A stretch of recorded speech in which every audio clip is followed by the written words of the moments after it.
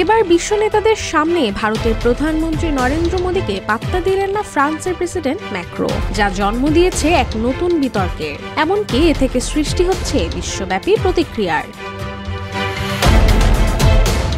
কৃত্রিম বুদ্ধিমত্তা এআই সম্মেলনে ভারতের প্রধানমন্ত্রী নরেন্দ্র মোদীর সঙ্গে করমর্দন একাধিকবার এড়িয়ে যায় ম্যাক্রো, যা সামাজিক মাধ্যমে ভাইরাল হয়ে পড়ায় মোড় নেয় এক তুমুল ঝড়ের।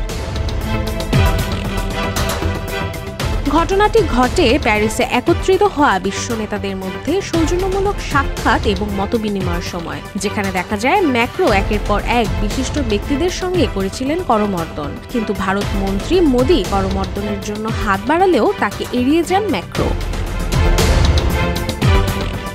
এই ঘটনার সবচেয়ে তাৎপর্যপূর্ণ বিষয়টি ছিল যখন ইউরোপীয় কমিশনের প্রেসিডেন্ট উর্সুলা ভন ডার লেয়ের সঙ্গে ম্যাক্রো আন্তরিক কথোপকথনে ব্যস্ত হয়ে পড়েন এবং উষ্ণ করমর্দন করেন। সেই মুহূর্তটি সামাজিক মাধ্যমে তীব্র আলোড়ন তোলে এবং ম্যাক্রোর আচরণকে ব্যাখ্যা করা হয় ভারতের প্রতি এক ধরনের কূটনৈতিক বার্তা হিসেবে। বিশ্বব্যাপী রাজনীতিবিদ ও কূটনৈতিক বিশ্লেষকরা এই ঘটনাকে নানা দৃষ্টিকোণ থেকে ব্যাখ্যা করছে। কেউ কেউ এটিকে নিছক কাকতালীয় বলে মনে করলেও অনেকেই বলছেন এটি আন্তর্জাতিক রাজনীতির একটি সূক্ষ্ম চাল।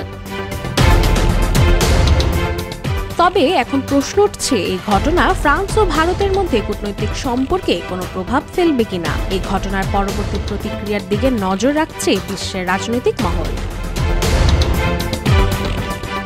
রাশিকা হোসেন, রূপালী বাংলাদেশ।